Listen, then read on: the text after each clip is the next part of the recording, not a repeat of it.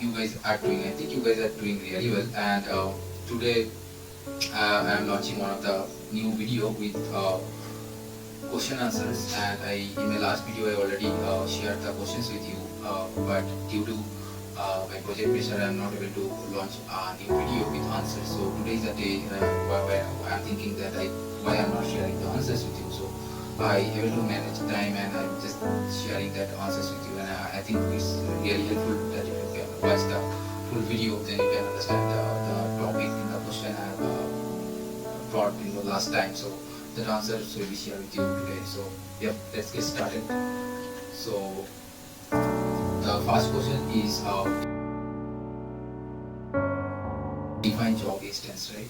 So where that section will be there. So you need to go to that admin and then you need to go to that operations section and then job status. So with appropriate permission, you can review the job instance and you can manage them using action like start now. So basically, upon clicking the start now, you can immediately start the job and cancel the next scheduled instance for the interval and make job inactive. So you can inactive the job as well. And if you click on the make a job inactive, then that job instance will be stopped and cancel the current schedule. And another option is cancel. So to cancel the current instance and automatically schedule the next one. So few job definition. So upon viewing that job, and you can download the log as well, and you can see that what job are active and what job are not inactive, and you can check that historical job definition. And let's say you set up some job and that is not running, and you can after download the log, you can identify what happened with that job, right? And that mentions that execution time, when the last time the job had run. So that kind of information you will get that from log as well, right? So this is about the job instance. And then the next questions is how can bulk action be performed through the API. So basically the one constraint is that API does not support that adding multi-value relationship field by name, but you can must retrieve the ID values and add them to the relationship field. And the API support all security setting except document lifecycle role. Default to use the document lifecycle role. You can create a document through the UI for more information. You can refer the full detail page, and also you can open that development.viewable.com. There you can learn how you can perform the bulk action through API. And that is the post option that you can select the post API function object document patch. Through that way you can also playing with that bulk load, right? And then the next question is what steps are involved in creating a Vault login message.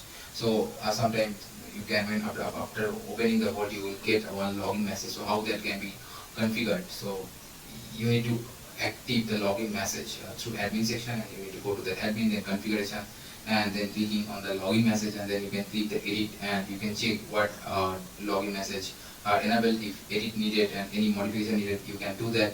And also you can inactive login message, right? So that way you can and if you don't see that message text, then you can the dialog will not appear, right? And you can click save option. Now the next question is, can you explain the operation of validation rule and their significance? So validation rule, basically you already know that validation it's restrict the user to enter the incorrect data, right, in a simpler or layman word. So what also in Viva, there are a couple of validation rule as an admin you can create and you can restrict user and you can ensure the user will only enter the correct data, right? And these rules use formulas and to check if the data is valid, then true, or invalid, then error message will pop up. There are a couple of examples I just bring here, that approval date must be after submitted date, and withdrawn date must be after registered date, and product discount cannot exceed the 40%. These are the couple of examples I'm just adding here to for just some of the use cases of that validation rule, right? And there are a couple of business cases will be there, right? So, and the next question is what will be the state of a document if a copy is made from an approved document, right? So sometimes that approved document we want a similar kind of same document like an approved document, and then we don't want to create a newer document from the beginning, and we want some metadata information will be same. So in that situation, Vault provide you one option called make a copy option, and then you can use your document or binder with the make a copy option, and the new object can duplicate the field content, as I told metadata, and relationship of the original document, and relationship is created between the source object and its copies to allow the accessibility. And as told, right, a relationship is created. That is a very valid point. A relationship is created between the source object and its copies to allow. So that way you can identify that is there any is document is there any document is linked or not, right?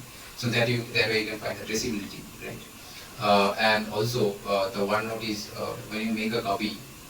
I can create a new document, then version will be a draft version, let's say 0.1, and if you let's say copy from the approved version, and it's fact that always that version will not copy. I'm just trying to say, right? That is one thing you need to know. You should know, right?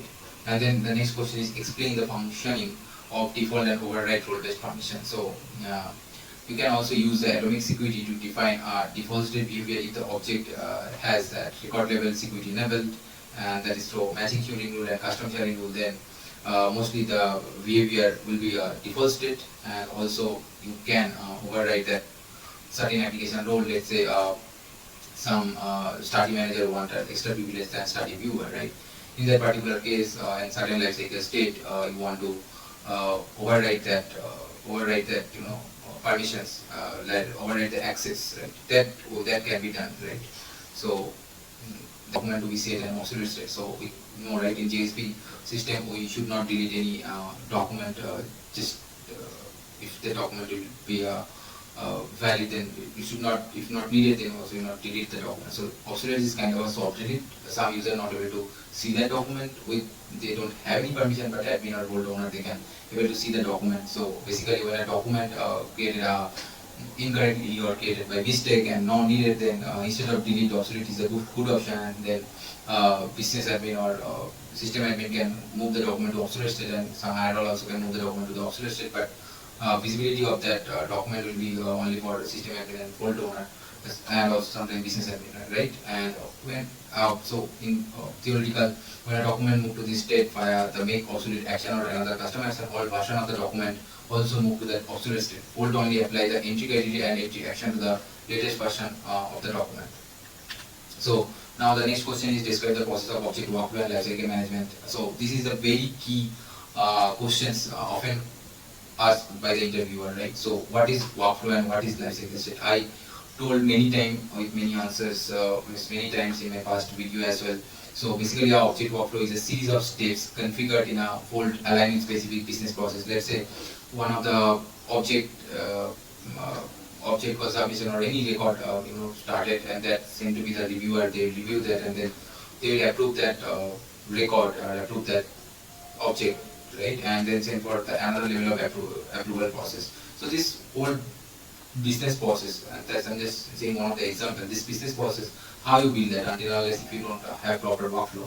So this is that is the workflow where business process based on the business process that has been designed, and that will be follow the structure, right? And these steps are actions that occur or in relation to an individual object record or group of object record on the same object. Sometimes for a particular through that workflow, let's say for one record you want to update that another record. So let's say based on that some specific action that other record will move is changing to that any other state. So that, how you can make that happen? That through workflow design that only possible. What is lifecycle? Lifecycle is a sequence of the state, and that I can share some of the statement. Let's say draft, in review, and approve state, and that's basically a life of that object record or document. So lifecycle state is nothing but is a state of a document or object record, and it started with draft and ending with, let's say, obsolete, but in between draft, in review, approve, effective. These are the state we had in lifecycle, right? This is a common state, and but based on the business cases and based on the business scenario, there are a couple of lifecycle state would be, right?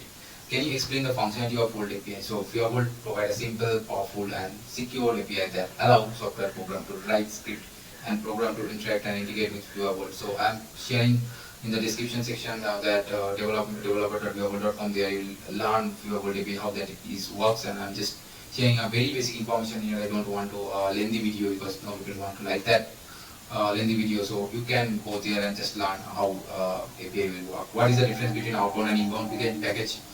packages. So basically, when you deploy some changes from test sandbox to production sandbox or any lower environment to higher environment, then through outbound and inbound packages that changes will be deployed. And when you extract the changes from source sandbox, that's called outbound. And when you import that changes to that effective sandbox, or let's say higher sandbox, or let's say production sandbox, that's called inbound packages, right? So that is outbound packages and inbound packages. And the additional two questions I have just added for your information. So you often heard the term the document migration mode. So what is document migration mode? Document migration mode allow you to easily migrate a large number of documents by relaxing some constraints that fall typically at force. For example, you can create a document edition in any lifecycle state and manually set the name, document number, and version number in your CSV input file. So the minimal interruption will be occur when you uploading the document, right? When the document migration mode is on or select. What is configuration mode? Configuration mode is allowed to lock non-admin user, and sometimes if user will be stay in the page, then automatically will logged out. That mode will be on basically a production deployment, and during that time you don't want any disruption happen. So that's why a good feature is introduced by Bolt, and only Bolt owner and system admin have that access, but UI access they have and API access they have basically. And this setting is ideal for deploying configuration migration package or setting up dynamic access control, as I already told, right? So that's about for today's session, and hopefully next in couple of weeks or in couple of days I'll launching a new video related to application CTMS or QMS. And for now I'm just stopping that question answer session for now, but if I have any new question answer set, I'll definitely launch another video for that. But yeah, but my next focus will be application oriented video. So stay tuned to my channel, and you can share that video with others who really need that kind of question answers, and will really appear in that Viva interview, because as the resource is very limited in Viva. So yeah, and thank you, and thanks for supporting me, and thanks for that good comment. And also I'm looking forward to listen from you that what kind of Viva session do you want from my side. So I'm really that will be the open suggestion I wanted to hear from you. Thank you so much, and bye from now.